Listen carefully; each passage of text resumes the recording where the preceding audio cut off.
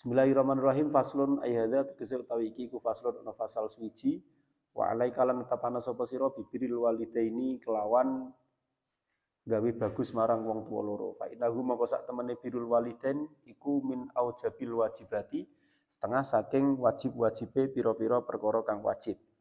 Wa iyyaka lan wedya sapa sira wa uquqahum ing durhaka maring walidain. Fa innahu mongko sak temene uquqahum iku min akbaril kabairi setengah saking gede-gedene pira-pira dosa kang gedhe.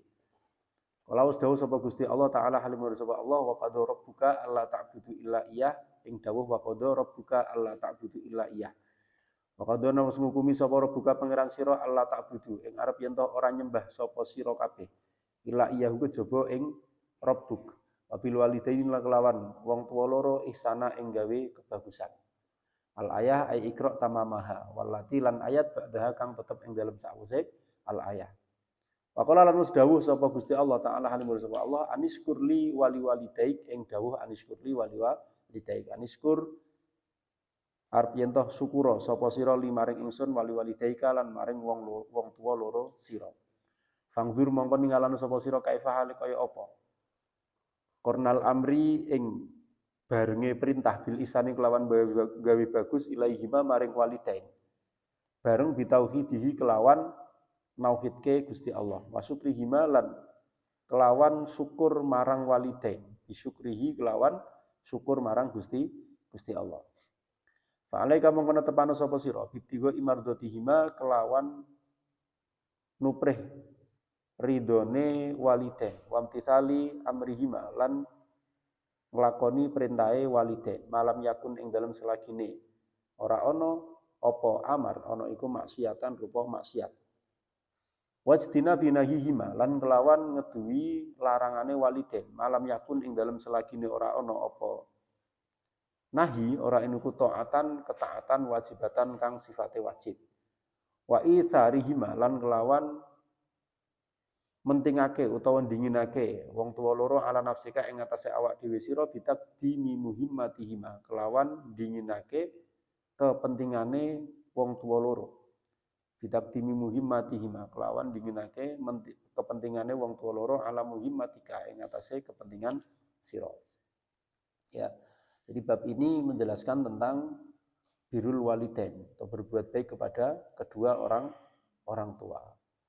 Nah, hukum berbuat baik kepada orang tua ini harus kita laksanakan karena ini hukumnya adalah wajib. Dia termasuk dari salah satu dari kewajiban-kewajiban kita. Dan sebaliknya kita juga harus menghindari durhaka kepada orang tua. Kalau tadi birrul walidain itu hukumnya wajib, maka uquq ini hukumnya haram. Karena kebalikannya, karena dia min akbaril kabair, termasuk salah satu dari dosa-dosa besar. Sebagaimana firman Allah dikatakan di dalam Al-Qur'an itu wa qadha rabbuka alla ta'budu illa iyyahu wa bil walidaini ihsana. Ya, dan Allah itu telah memutuskan, telah menghukumkan bahwasanya kita itu tidak boleh menyembah kepada selain Allah dan Allah juga memerintahkan kepada kita supaya berbuat baik kepada kedua orang tua. Nah, ini menunjukkan jika perintah untuk bertauhid itu disejajarkan dengan perintah berbuat baik kepada orang tua. Nah, ini derajat di dalam hukum pengamalannya itu ya hampir sama. Jadi setelah kita selesai dengan ketauhidan kita, setelah kita itu bisa mukmin menjadi orang yang beriman, maka perintah berikutnya itu adalah berbuat baik kepada orang tua itu. Di ayat yang lain juga dikatakan anishkurli wali walidaik. Setelah kita bersyukur kepada Allah, maka kita diperintahkan untuk bersyukur kepada kedua orang tua. Nah, ini menjadi penting apalagi di era saat ini karena banyak fenomena jika terkadang seorang anak itu lebih menghormati dan menghargai orang lain dibandingkan kedua orang tuanya. Mereka tidak sadar jika apa yang dilakukan oleh kedua orang tuanya terhadap dirinya itu jauh lebih besar dibandingkan dengan apa yang dilakukan oleh orang yang dijadikan sebagai idolanya. Terkadang hanya ikut ngaji 1 jam, 2 jam itu sudah bisa mengagumi orang tersebut. Mendengar sepatah dua patah kata itu sudah bisa mengagumi orang tersebut. Sedangkan orang tuanya yang mengajarkan dia untuk berjalan, mengajarkan dia untuk berpikir, mengajarkan dia untuk berbicara, merawatnya ketika sakit, dari mulai dia itu bayi sampai menjadi tua, itu terkadang jasanya itu dilupakan. Orang itu terkadang rela untuk mengorbankan hartanya, jiwanya, waktunya, untuk hanya sekedar bertemu dengan idolanya, yang mungkin dia tidak pernah bertemu dan hanya pernah mendengarkan suaranya lewat YouTube itu. Itu sampai rela untuk kemudian dia bertemu dengan orang tersebut itu. Rela ngantri, rela hujan-hujanan, rela apapun itu. Kalau ketemu itu cium tangannya itu bolak-balik itu ya 10 kali gitu kan ya. Ya, terkadang sampai seperti itu. Tapi dengan orang tuanya itu tidak pernah melakukan hal semacam itu. Terkadang orang tuh memandang seseorang tuh dengan sangat kagum sampai kemudian dia itu lupa. Ya gimana sih orang memandang kagum, misalkan kalian punya idola gitu ya, entah siapa, ulama siapa atau penceramah siapa. Itu terkadang kalian melihatnya kan dengan kekaguman sampai lupa diri, tidak sadar kalian tuh sedang berada di mana gitu ya. Tapi pernah nggak kalian itu memandang kagum kedua orang tua kalian? Ya rata-rata diri kita itu tidak. Nah ini pemikiran yang terbalik gitu. Termasuk tadi itu, misalkan kayak ziarah ke tempat wali-wali, dan bahkan yang belum populer itu dicari-cari gitu kan. Dicari-cari di mana ada kuburan yang ada walinya, itu dicari-cari, entah dengan menggunakan ilmu apa itu dicari-cari. Tapi ziarah ke kuburan orang tuanya itu tidak pernah. Nah, ini kan kebalik, sesuatu yang kebalik, paradigma yang terbalik. Karena perintahnya Allah itu aniskurli waliwa lidaik, bukan aniskurli idolamu, kemudian kepada idolamu itu kan enggak gitu ya. Terus berbuat baik itu juga kepada orang tua, wabil walidaini ihsana, bukan wabil idolatika ihsana, kan enggak ini. Jadi di Al-Qur'an itu perintahnya seperti itu.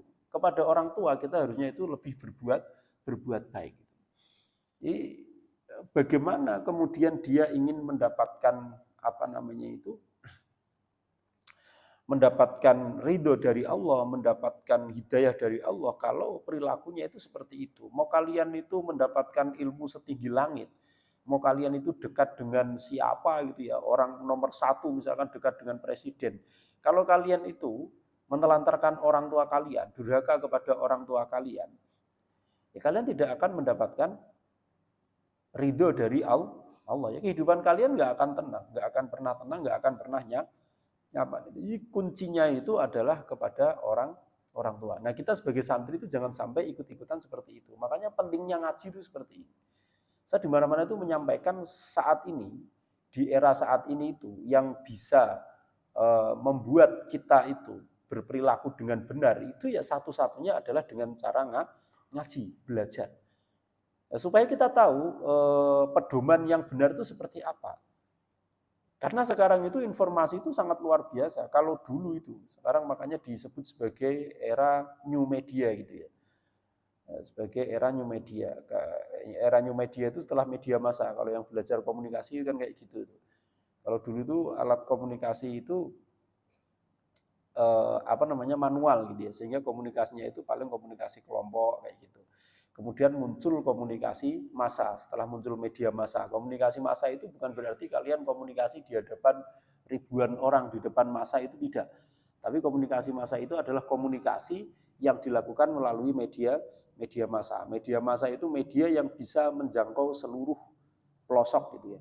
Kalau dulu itu ada televisi, ada radio, ada surat kabar, itu media. Nah, setelah eranya media massa itu muncul namanya era new media. New media itu ditandai dengan digitalisasi, dengan konvergensi, dan juga macam-macam itu. Nah, kalau dulu di era media massa yang bisa memproduksi informasi itu hanya orang-orang tertentu. Hanya orang-orang yang memiliki media massa itu. Tapi di era new media sekarang itu setiap orang itu bisa memproduksi informasi. Seperti apa yang kita lakukan ini, kan kita sedang produksi informasi. Jadi tidak perlu modal mahal-mahal. Kalau zaman dulu mau membuat pesawat televisi itu modalnya puluhan juta atau bahkan miliaran gitu. Harus ngundang host, harus bikin program ini dan itu. Nah, sekarang orang tuh bebas untuk berbicara. Terkadang orang monolog gitu, orang tidak paham agama tapi kemudian mengomentari tentang agama. Nah, ini terjadi saat ini kan. Ya, Orang tidak pernah ngaji, tidak pernah mondok, tidak pernah tahu dulu belajarnya di mana dengan memakai sorban, terus kemudian bisa di dalam Al-Quran dikatakan oleh Allah kayak gini, padahal bahasa Arabnya nggak bisa, itu kemudian punya masa, punya pengikut. Itu orang sekarang tuh kayak gitu. Nah, kalau kita itu tidak memiliki landasan, kita tidak memiliki ilmu, ya akhirnya kita akan terombang-ambing seperti orang-orang itu. Wah, ada yang berbicara, oh ini benar. Nanti akan muncul yang berbicara lagi, oh ini benar. Ini akan muncul lagi, ini benar, dan juga yang lain. Jadi kalian bingung, yang benar sebenarnya yang mana itu. Apalagi sekarang orang itu memperhatikan penampilan gitu kan. Orang yang pakai sorban itu sudah dianggap ngalim gitu kan. Ya, sekarang kan seperti itu. Dan sekarang tuh orang saling mengomentari. Sudah dibiarkan sesuatu itu bergulir. Dan komentar yang dilakukan itu bukan atas dasar ilmiah, tapi dasarnya itu adalah ya entah nggak jelas, entah mereka menggunakan dasar apa itu. Dasar pengen pansos atau apa juga nggak tahu itu. Kan coba itu ada yang melakukan kesalahan kayak kemarin tuh habis ada sesuatu yang viral kayak gitu kan. Itu kan semua orang keluar untuk memberikan komentarnya, untuk menghakimi, untuk dan juga yang lainnya tuh. Bahkan sampai sekarang masih dikorek-korek, wah ternyata dia tidak keturunannya itu, tidak keturunannya ini gitu kan. Itu nggak niat untuk memandaikan. Kalau kita kan ya cukup bahwasanya hal semacam itu tidak baik. Jangan ditiru. Terus kemudian ketika dia sudah minta maaf, ya sudah, tidak perlu kemudian dibesarkan. Toh yang penting kita sudah mendapatkan pelajaran. Apa pelajaran yang bisa kita ambil? Ya kalau kita melakukan sesuatu itu jangan berlebihan. Kalau bercanda itu jangan berlebihan. Dan sebagai seorang penceramah, misalkan kayak gini disiarkan di YouTube kayak gini tuh, ya kita itu harus tahu kalau YouTube ini akan ditonton oleh orang-orang di luar sana. Mungkin ketika tidak di live kan, tidak di streaming kan, kayak gitu ya. Saya mau ngomong apapun itu tidak apa-apa karena konteksnya kita itu sedang ngaji. Tapi ketika ini disimak oleh orang lain, ya orang lain itu karena dia tidak datang langsung ke sini, dia tidak tahu psikologis saya seperti apa, dia tidak tahu kondisi psikologis kita itu sedang seperti apa, kita sedang guyonan, kita sedang bercanda atau apa, kan mereka nggak mau tahu itu semua. Itu kan sama kasusnya seperti video yang viral dipotong sekian kayak gitu kan. Itu padahal bisa jadi konteksnya dari awal itu memang sedang bercandaan kan kayak gitu. Sudah dijelaskan tetap juga enggak terima. Ya kita enggak menganggap itu sebuah kebenaran, ya tetap saja itu sebagai sebuah sesuatu yang memiliki efek negatif. Kita harus berkata jujur kan kayak gitu. Berkata jujur kalau itu ya tidak tepat gitu. Tapi apakah terus kemudian kita menghujat terus-terusan kayak gitu kan enggak. Nah, kalau orang yang menghujat terus-terusan itu saya curiga mereka itu jangan-jangan punya kepentingan gitu kan. Jangan-jangan punya kepentingannya sudahlah. Kalau sudah selesai ya sudah selesai itu ya. Enggak usah terus-terusan kayak gitu sampai dikorek-korek. Oh, itu ternyata tidak keturunannya ini, ternyata dia berkata bohong. Nanti semua aibnya itu akan terbuka. Semua aibnya itu dibuka. Padahal perasaan ada entah hadis atau qaul ulama gitu ya yang mengatakan ketika kita itu berusaha dan terus-terusan mau membuka aib dari saudara kita sesama muslim, maka kita tidak akan pernah mati sampai aib kita itu terbuka. Artinya sebelum kita meninggal itu, pasti aib kita itu akan terbuka juga. Apakah orang tidak akan takut seperti itu? Apakah dia merasa dia itu paling suci, paling tidak punya permasalahan, paling tidak punya aib? Semua orang itu pasti punya aib. Toh kita kemarin tuh kayaknya juga ngaji masalah seperti itu gitu kan. Masalah seperti itu. Bahkan sampai meskipun kita bersembunyi di dalam rumah kita pun itu aib kita itu akan dibuka oleh Allah. Kalau kita itu sengaja dan terus-terusan mencoba untuk membuka aibnya orang lain. Lagian yang ngapain repot banget yang ngurusi aibnya orang lain. Kita tugas kita kan hanya beribadah. Ya sudahlah, kalau memang itu permasalahan sudah selesai, ya sudah anggap selesai, tidak usah terlalu berlebihan. Nah, ini contoh orang-orang yang kemudian kondisi di era saat itu seperti itu. Jadi setiap orang itu memiliki hak dan punya kemampuan untuk memproduksi informasinya. Sehingga informasi yang beredar di masyarakat itu sudah semakin tidak jelas sumbernya seperti apa, kredibilitasnya seperti apa, itu tidak bisa dipertanggungjawabkan. Dan yang lebih parah lagi, literasi media kita itu juga rendah. Setiap orang yang menyaksikan berita di media sosial atau di mana itu dianggap sebagai sebuah kebenaran. Dan algoritmanya itu akan berjalan seperti itu. Orang kalau misalkan membuka kasus itu gitu ya, nanti yang akan lewat di berandanya juga akan hal-hal semacam itu. Jadi kalau kita sudah benci dengan orang, mencoba untuk mencari aibnya orang, maka nanti yang akan lewat di beranda kita adalah tentang aib orang itu terus itu.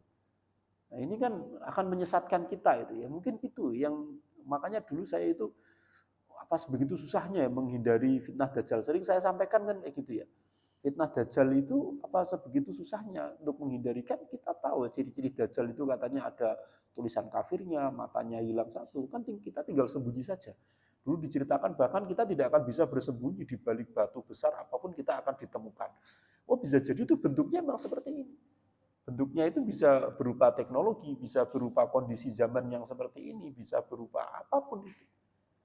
Sehingga kita terbukti sekarang kita mau sampai dimanapun, yaitu kayak perkataan Rasulullah itu ya, meskipun kamu di dalam rumah, fitnah itu, aib itu akan dibuka oleh Allah. Nah, kalau dulu tidak ada alat komunikasi itu kita nggak bisa membayangkan bagaimana bisa kita di dalam rumah kok kita punya aib kita bisa keluar. Nah kalau sekarang kan bisa.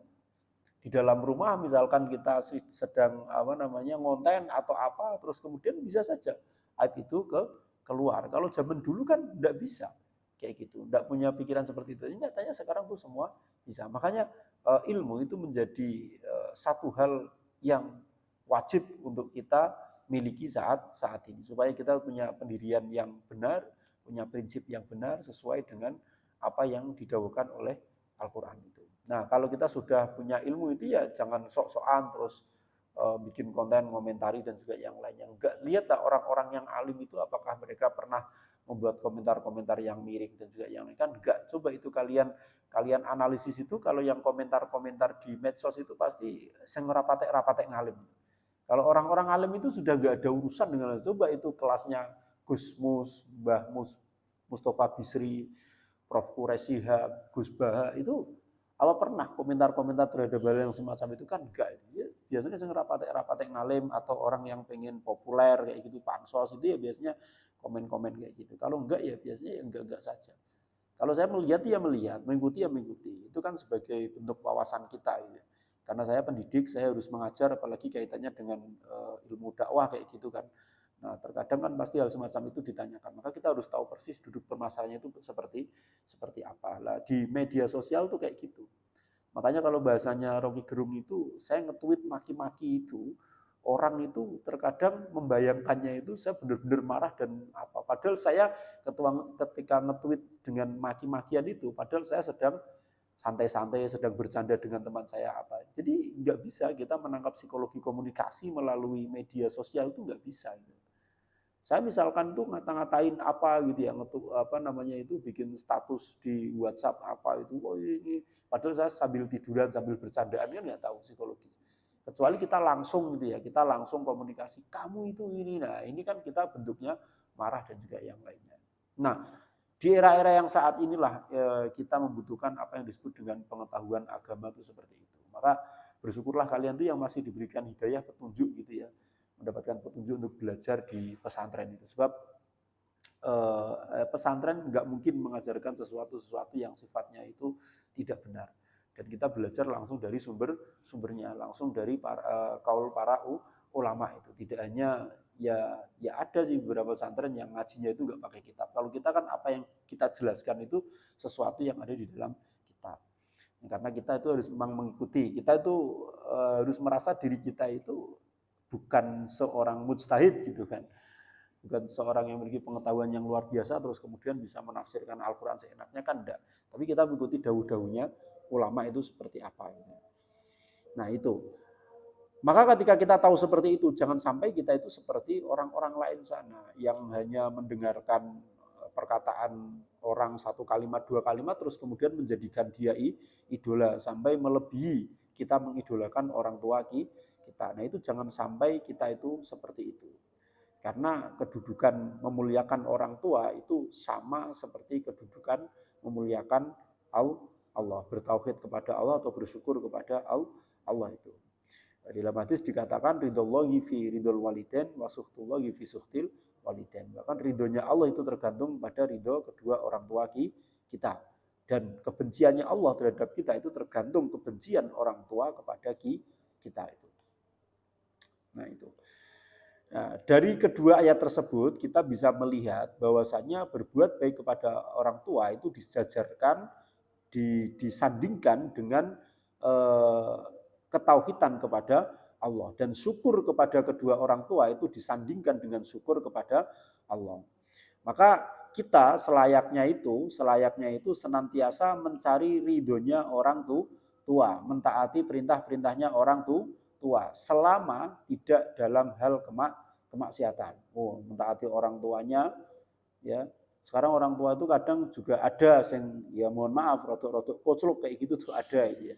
Memerintahkan anaknya untuk kono le tukoke nomor iki ya kayak gitu yo ada gitu ya. Zaman edan kan gitu. Atau memerintahkan anaknya kono bapak tukoke bintang gitu kan ya ada kayak gitu ya ada gitu.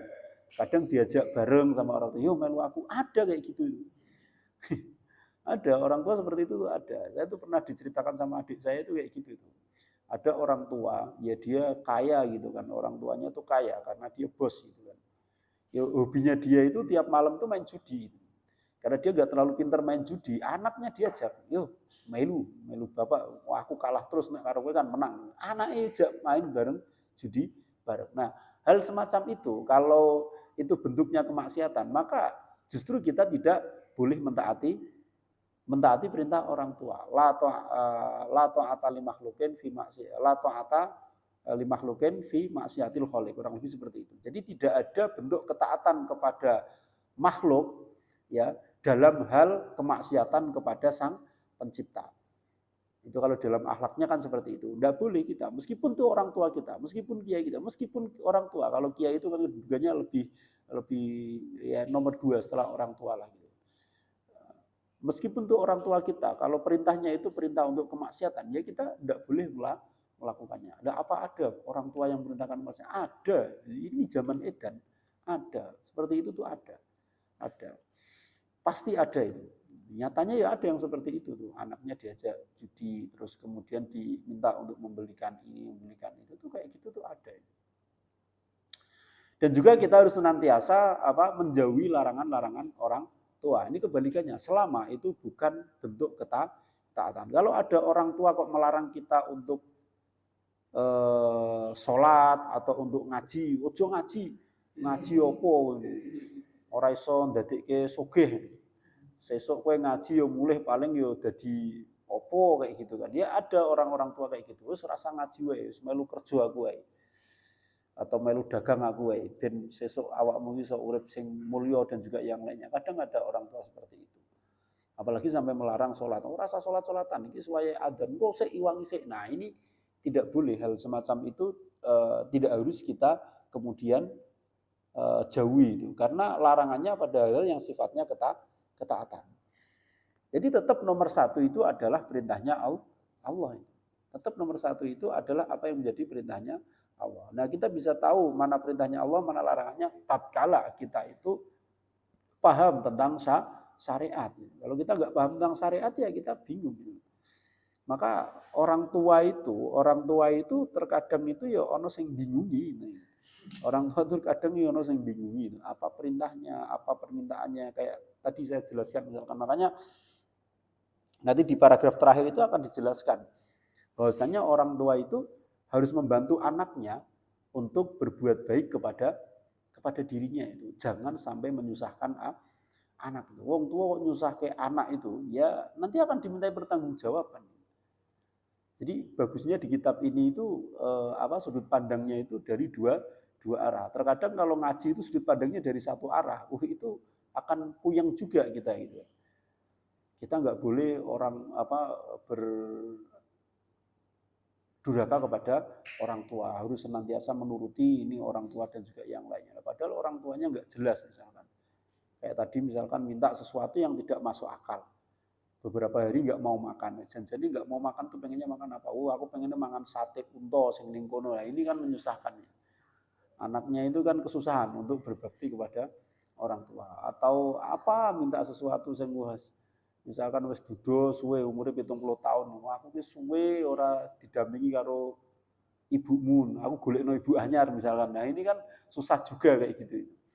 Artinya sebagai orang tua itu kita juga harus membantu anak kita untuk berbuat baik. Jangan menyusahkan anak kita. Menyusahkan itu termasuk salah satunya itu adalah dengan mempersulit. Mempersulit banyak sekali aturan progresif. Dan itu dikaitkan dengan kalau kamu melakukan seperti itu, maka kamu berarti membangkang dengan saya. Wah, itu anaknya kasihan sekali itu. Mau langkah ke sana, terbentur sama aturan orang tua, terbentur sama orang tua. Jadi orang tua itu juga harus bijaksana. Orang tua juga harus bijaksana. Jadi tidak mutlak kemudian anak terus yang harus dituntut itu tidak. Orang tua itu juga harus punya ilmunya sebagai orang tua. Kadang itu ada beberapa orang tua itu yang tidak punya empati kepada anak, itu juga ada. Pikirannya itu pokoknya kue biyen cilik tak gedheke, goblok tak pinterke, saiki ya apa sing tak jaluk ya kudu tok turuti. Kadang kayak gitu tuh ada. Sudah waktunya kamu itu balas budi kepada saya. Seakan-akan dia mengatakan seperti itu. Padahal kita sebagai orang tua itu harusnya tidak punya pikiran anak kita itu balas budi terhadap kita. Sebagai orang tua itu, pikiran kita, anak itu adalah titipan. Dan itu tanggung jawab kita. Kita itu diberikan amanah oleh Allah untuk kita jaga. Dan ketika kita menjaga anak, memintarkan anak, mondok ke anak, nyekolah ke anak, mendidik akhlak anak, mendidik Al-Quran anak, semua itu semata-mata apa? Untuk menjalankan amanahnya Allah. Bukan untuk nanti nek kamu sudah besar, kamu harus berbakti kepada saya. Itu bukan dalilnya orang tua itu. Kalau orang tua kok punya pikiran kayak gitu, ya dia akan selalu egois. Dia pasti akan mempersulit kehidupan anak tuh, orang tua seperti itu. Itu pasti. Karena dia tidak memiliki empati. Orang tua yang baik itu orang tua yang tidak menuntut balas budi. Karena itu amanah yang dititipkan oleh Allah. Kalau logika saya, anak itu amanah, maka Allah menitipkan amanah kepada kita, tidak mungkin Allah itu lepas tangan. Jadi kalaupun kamu itu bisa menghidupi anakmu nanti, itu ya semua atas rezeki yang Allah berikan kepada anakmu melalui kamu, karena dia belum siap untuk menerima rezeki.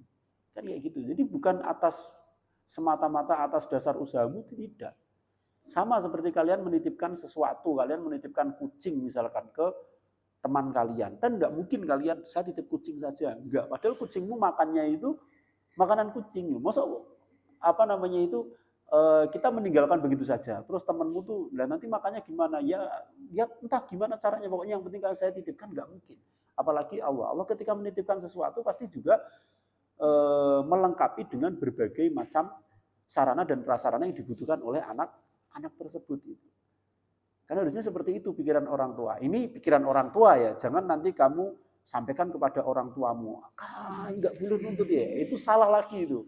Oh, ramudeng meneh ya, enggak paham lagi itu. Jadi ada kalau Pak Yai saya itu, Mbah Ahmad Baidowi Syamsuri Al-Mahfurlah itu ya, Allah yarham itu.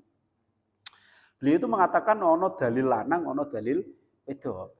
Ada dalil yang digunakan yang harus dipahami oleh laki-laki dan dalil yang dipahami oleh perempuan itu.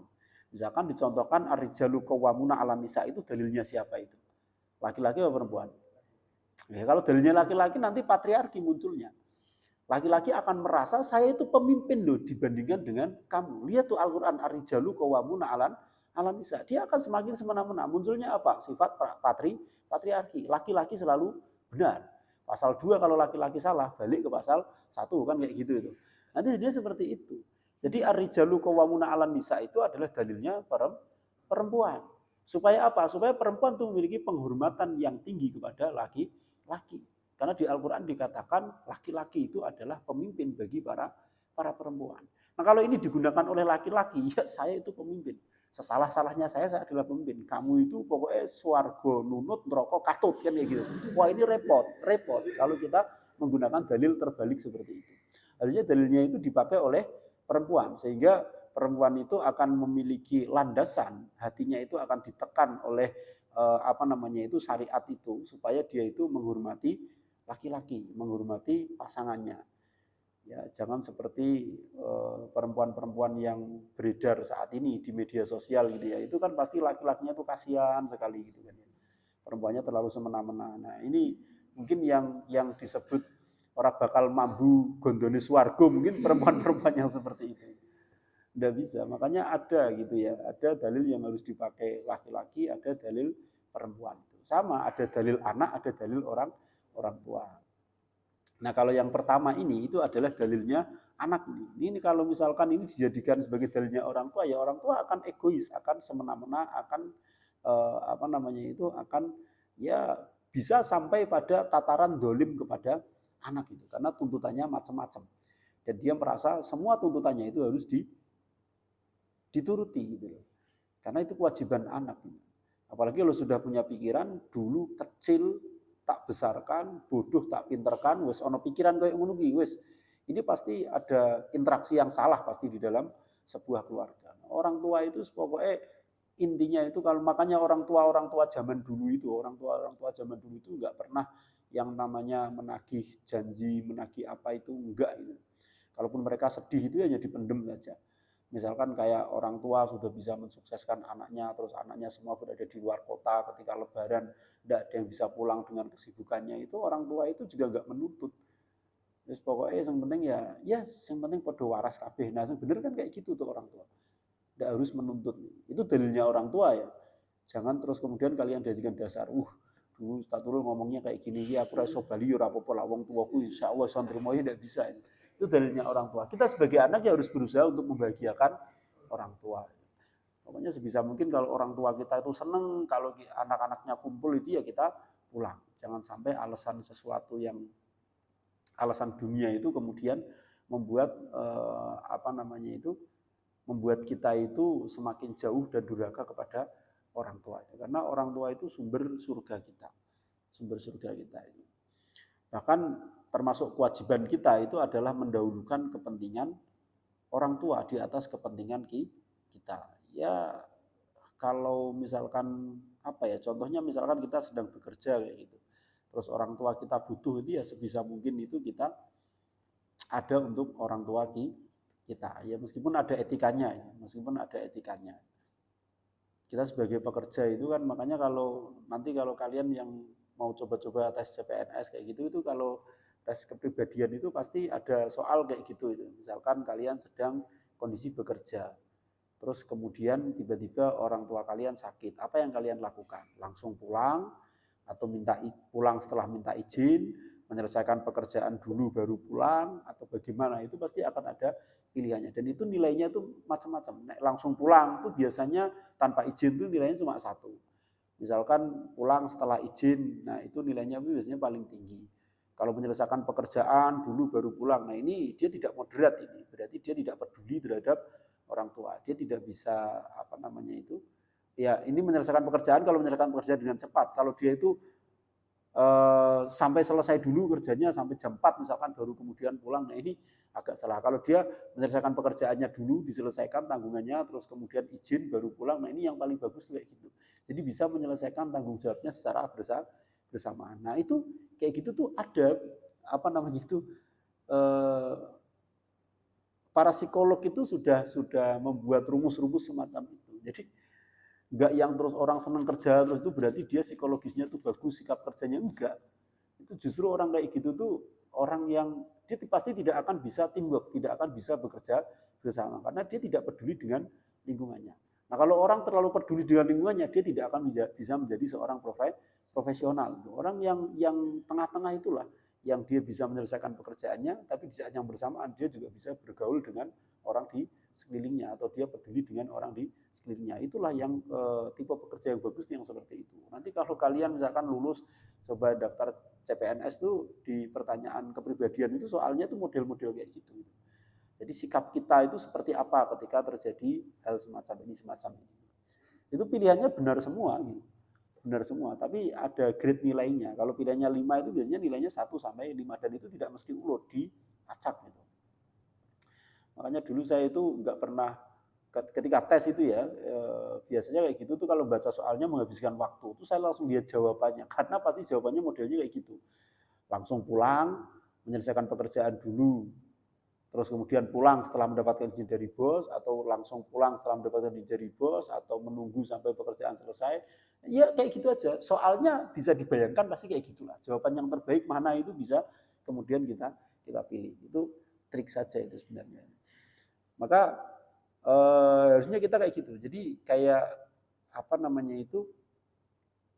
terkadang sikap seperti ini tuh penting sebagai bentuk bakti kita kepada orang tua. Justru dengan seperti itu nanti kita akan mendapatkan, bisa jadi mendapatkan berkah dari Allah, itu mendapatkan ridho dari Allah itu. Ya mungkin kita seakan-akan gagal di satu titik, tapi kita akan berhasil di satu titik yang lainnya karena bentuk pengorbanan kita terhadap orang tua kita itu. Kalau kalian pernah nonton film The Idiot itu kan kayak gitu tuh, orang tuanya sakit terus gitu kan, terus kemudian dia masuk ke rumah sakit, padahal paginya dia harus ujian gitu ya. Tapi ya karena orang tuanya sakit, akhirnya dia mengorbankan untuk tidak belajar. Dia tidak belajar, menunggu orang tuanya, baru paginya dia ujian. Lulus enggak dia? Ya lulus, tapi di peringkat paling bawah itu. Di peringkat paling bawah. Tapi pada akhirnya happy ending, pada akhirnya orang-orang itu kemudian mendapatkan pekerjaan sesuai yang dia atau yang mereka inginkan. Itu bisa jadi itu sebagai bentuk gambaran berbakti kepada orang tua itu lebih utama gitu. Kalau kita siap untuk menghadapi hal-hal semacam itu. Saya sering bercerita gitu kan, proses kehidupan saya itu tidak semudah yang dibayangkan orang-orang. Saya mengalami masa-masa sulit, dan masa-masa sulit saya itu adalah ketika saya itu bertengkar dengan ibu saya. Antara keinginan ibu saya dengan keinginan saya itu berbeda. Nah itu masa-masa sulit saya itu di situ. Tapi setelah ibu saya itu meridhokan saya, merelakan saya untuk mengejar cita-cita saya, itu kemudian seakan-akan jalan hidup saya itu mudah sekali. Tertata dengan sangat mudah sekali. Mudah saya mencapai melalui step-step dalam hidup saya itu terasa sangat mudah sekali. Setelah orang tua saya itu benar-benar rela untuk melepaskan dalam tanda kutip keegoisannya, keinginannya terhadap saya dan membiarkan saya untuk mengejar cita-cita saya sendiri. Sebelum saya diridhoi itu, itu luar biasa kehidupan saya itu. Saya harus dari bintang kemudian menjadi batu yang terkubur di lumpur kayak gitu tuh merasakan saya. Dari orang yang dipuja-puja menjadi orang yang paling dihina kayak gitu tuh merasakan ketika sedang masa pertengkaran itu. Nah kalau kita bisa melewati itu semua dan bisa meyakinkan orang tua kita, semua itu akan berjalan dengan sangat mudah sekali. Intinya tuh kayak gitu sebenarnya, orang tua. Nah ini dalil anak kepada orang tua. Nah kalau besok kalian menjadi orang tua, jangan menggunakan dalil yang seperti ini, itu menyusahkan anak kalian. Nah itu dari ketaatan. Wa minal uquqilan iku setengah saking durhaka. Wa minal uquqilan itu setengah saking durhaka antu dia utawi arep yen toh nglarani sapa sira. Antu dia utawi arep yen toh nglarani sapa sira huma ing waliden biman ima kelawan nyegah perkara. Biman ima kelawan nyegah perkara tastati kang mampu sapa sira.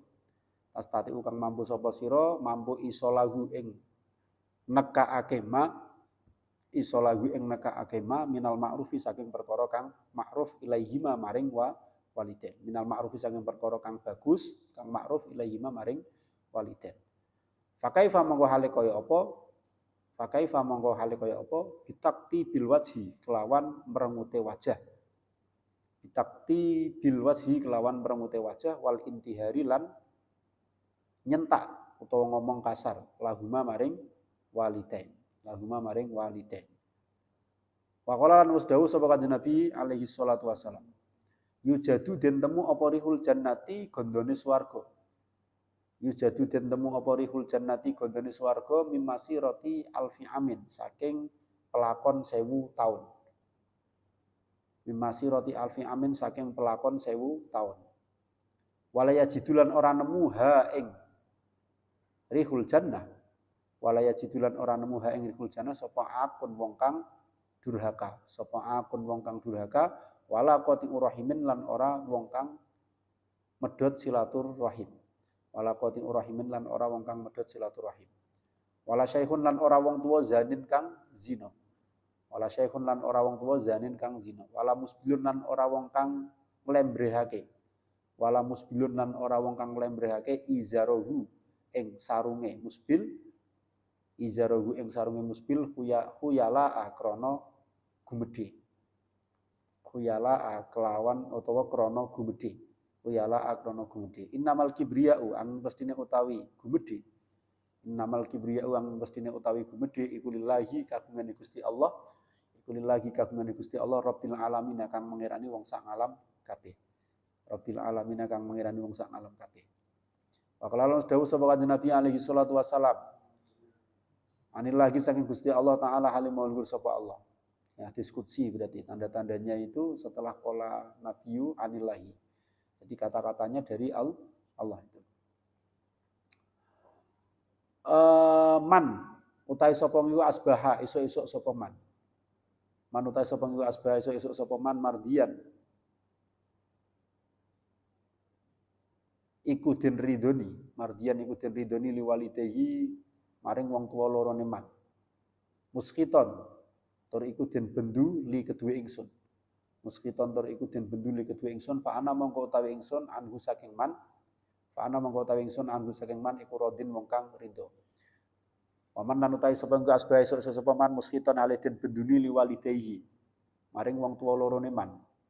Muskiton den benduni liwalidehi maring wong tuwa lorone man mardian tur den ridoni li maring ingsun. Mardian tur ridoni li maring ingsun fa ana mongko utawi ingsun alaihi ingat seman iku sahitun wong kang bendu. Iku sahitun wong kang bendu. Nah ini termasuk dari berbuat durhaka kepada orang tua itu adalah kita menyakiti kedua orang tua kita. Dengan apa? Dengan melakukan sesuatu yang sebenarnya kita mampu melakukan itu. Misalkan kita diminta tolong oleh orang tua untuk melakukan sesuatu dan sebenarnya kita mampu dengan mudah melakukan sesuatu tersebut. Tapi kok kita itu berangkat dengan muka yang masam dan berbicara dengan kata-kata yang kasar. Yo tak lakonane misalkan kayak gitu. Maka itu termasuk dari hukukul walidain. Sesuatu yang sebenarnya mudah sekali. Ya, matastatiu isolahu minal ma'rufi ilaihima. Sesuatu yang sebenarnya kita bisa melakukan itu dengan mudah, bisa mendatangkan itu dengan gampang. Ya, mampu untuk mendatangkan kebaikan kepada orang tua kita. Tapi kok kita itu kemudian bermuka masam dan juga berkata kasar kepada keduanya, maka sebenarnya kita itu sudah durhaka kepada kedua orang tua. Padahal orang yang durhaka kepada orang tua itu jangankan masuk surga, mencium baunya surga saja itu kita tidak akan pernah bisa. Jadi baunya surga itu oleh Rasulullah dikatakan yujadu rihul jannati mimasi roti alfi amin. Bau indahnya surga, bau wanginya surga itu bisa tercium dari jarak 1000 tahun perjalanan. Bisa dibayangkan itu kalau misalkan kita keliling dunia kayaknya nggak ada 1000 tahun kita bisa itu. Bisa itu. Marco Polo itu kan umurnya berapa itu? Nggak nyampe 1000 tahun kan, tapi bisa keliling dunia. Bisa menemukan berbagai macam dunia. Meskipun ya masih ada ujung-ujung dunia, tapi minimal dia bisa keliling dunia. Kalau sekarang kan kita pakai pesawat itu paling keliling dunia itu berapa hari itu kan bisa. Tapi baunya surga itu bisa tercium dari jarak 1000 tahun perjalanan. Ya, misalkan kalau 1 hari perjalanan itu ya, dengan kalau zaman dulu itu mungkin mereka membayangkan dengan onta. Onta itu 1 hari perjalanan itu bisa menempuh berapa kilo itu. Itu dikalikan 1000 tahun. Itu sudah tercium. Jadi sekian juta mil itu baunya surga itu sudah tercium. Kalian bisa bayangkan 1000 tahun itu seberapa lamanya? Lama sekali itu. Berapa keturunan itu kalau 1000 tahun itu. Kalau satu orang itu katakanlah 100 tahun saja itu ya 60 tahun lah rata-rata atau 50 tahun. Di rata-rata itu 50 tahun. Berarti itu berapa keturunan saja itu? 20 keturunan kan gitu. 20 keturunan. Sekarang orang keturunan ke-9 saja itu sudah bingung nek goleki iki bener keturunan iki apa ora kan kayak gitu. Sekarang di usia di keturunan ke-9 saja itu kayak gini. Ini 20 keturunan ini. 20 keturunan 1000 tahun. Rasulullah itu kan sekitar 1500 tahun yang lalu, 15 abad. 1500, kalau ini 1000 itu, 1000 tahun itu. Ya, 1000 tahun itu berarti 10 abad kan kayak gitu. Kita cuma selisih setengah abad dengan Rasulullah, itu sudah tercium baunya surga. Bau surga yang seperti itu, semerbaknya itu ya, yang bisa tercium dari perjalanan 1000 tahun itu tidak akan pernah tercium oleh orang-orang yang durhaka kepada orang tuanya. dan juga oleh orang-orang yang memutuskan tali silaturahim dengan saudaranya. Dan juga tidak akan pernah dicium oleh orang tua yang berbuat zina. Kalau orang zina itu kan ada muhson, ada ghairu muhson. Nah, yang muhson ini, yang syaikhun zanin itu yang muhson ini. Dia itu sudah sudah punya pasangan tapi dia berzina. Orang seperti ini itu tidak akan pernah mencium baunya surga. Dan juga orang yang isbal. Ini dalil yang biasa digunakan oleh saudara-saudara kita yang ada di seberang sana itu ya, isbal. Makanya celananya itu dipotong di bawah lutut biar enggak isbal gitu kan. Jubahnya itu diangkat biar tidak isbal kan kayak gitu. Karena kalau dia itu memahami ini ya, musbilin izarohu itu ya. Orang yang memanjangkan sarungnya, menyeret sarungnya, menyeret jubahnya, celananya atau apapun kainnya itu, maka dia tidak akan pernah mencium baunya surga. Kalau baunya surga itu bisa tercium 1000 tahun perjalanan, berarti bisa kita bayangkan seberapa jauh mereka itu dari surga. Tapi yang musbil di sini itu, yang isbal itu, musbilun izarohu itu khuyala'a. Ketika dia memiliki rasa sombong, ketika dia memanjangkan pakaiannya itu dengan niatan untuk sombong. Kenapa? Karena yang boleh sombong itu hanya Allah. Kalau kita itu sombong, ya kayak Fir'aun itu kan sebenarnya kesalahannya cuma satu, sombong. Kesalahannya Fir'aun itu cuma satu, sombong. Enggak boleh kita sombong. Yang boleh sombong itu hanya Allah. Kalau kita kok sombong, berarti kita itu menganggap diri kita itu setara dengan Allah. Itu kesalahan terbesar itu. Kesalahan terbesar itu. Allah selalu melarang kita untuk menjadikan orang lain itu atau menjadikan benda-benda lain itu sebagai sekutunya, sebagai Tuhan lain yang disembah. Nah ini kok sampai menganggap kita itu setara dengan Allah, itu luar biasa dosanya gitu kan. Nah itu musbil, yang isbal di sini yang dianggap dia musbil ya, orang yang melakukan isbal yang tidak bisa mencium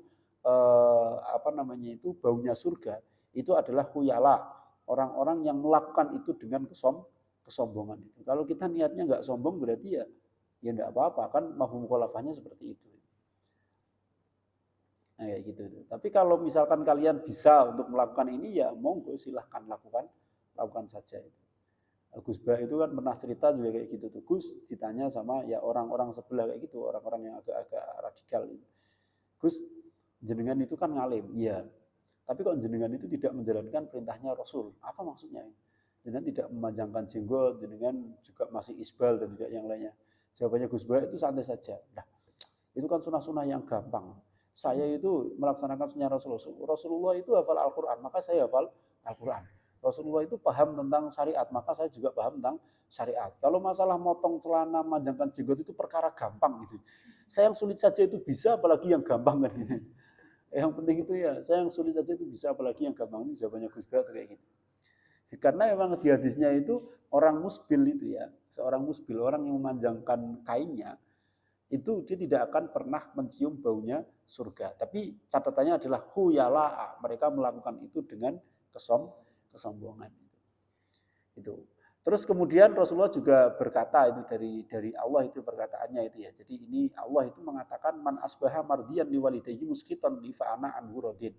Kalau di suatu hari, di suatu pagi itu orang itu kok mendapatkan ridho dari orang tuanya, padahal saya itu tidak suka dengan dia, misalkan entah dia melakukan kemaksiatan yang menurutnya Allah itu sebagai sebuah kemaksiatan, terus kemudian Allah benci dengan orang itu, tapi karena kedua orang tuanya itu ridho, maka ana rodin anhu, maka Allah itu akan ridho terhadap orang tersebut. Sebaliknya man asbah muskitan liwalidayhi, di pagi hari di suatu waktu kok ada orang yang membuat orang tuanya itu benci dengan dia, padahal di pagi itu misalkan orang itu tuh melakukan kebaikan, bersedekah, Allah itu kan senang. Atau dia sedang melaksanakan sholat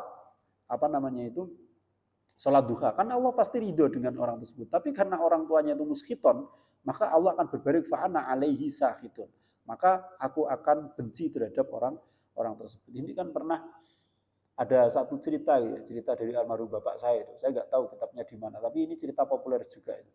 Ada seorang wali itu yang dia itu sedang melaksanakan sholat. Itu kan berarti Allah itu sedang ridho dengan dia, karena orang sholat ibadah sama Allah itu kan ridho dengan dia. Kemudian di dalam sholatnya itu dia dipanggil sama orang tuanya.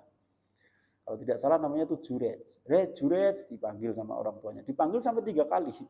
Orang tuanya jengkel, opo gunane kowe sholat bendino celuki wong tuane orang jawab, padahal dia posisi sedang sholat. Nah karena kejadian itu, dia kemudian mendapatkan cobaan yang sangat besar dari Allah itu dengan mendapatkan fitnah dari masyarakat jika dia itu menghamili seorang perempuan. Coba bayangkan tuh. Padahal ketika dia dipanggil itu posisinya sedang sholat, sedang diridhoi oleh Allah. Orang yang sholat kan berarti dia sedang mendapatkan ridhonya Allah karena dia mampu melakukan perbuatan baik. Tapi orang tuanya di saat yang bersamaan itu tidak ridho karena dia dipanggil itu diam saja. Akhirnya dia diuji dengan ujian yang sebesar itu. Dia dituduh menghamili seorang perempuan di kampungnya.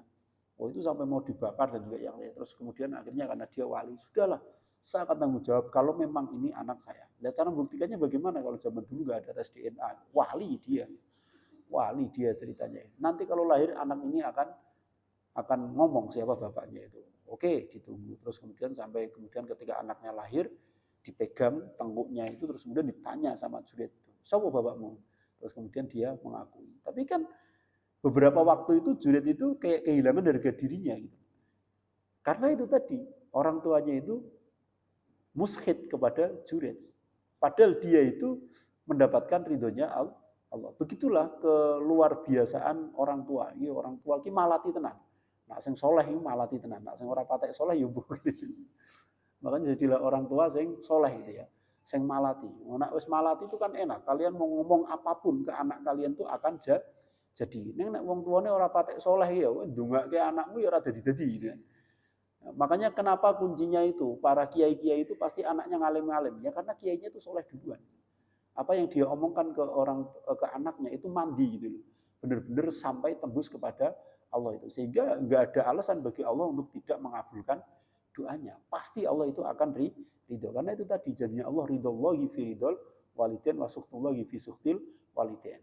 Itu senada dengan hadis ini, man asbaha mardiyan li walidayhi muskhitan li fa ana anhu radin. Kalau orang itu kok diridhoi oleh orang tuanya, meskipun di saat yang bersamaan saya benci dengan dia, maka otomatis saya akan berbalik ridho dengan dia. Sebaliknya, kalau dia itu dibenci sama orang tuanya, padahal saya sedang ridho dengan dia, maka juga saya akan berbalik untuk benci kepadanya. Itu kata Allah itu seperti itu. Makanya hati-hati dengan orang tua. Wa yambaghi lil walidi ayyu'ina waladahu wallahu a'lam bishawab. Terima kasih. Assalamualaikum warahmatullahi wabarakatuh.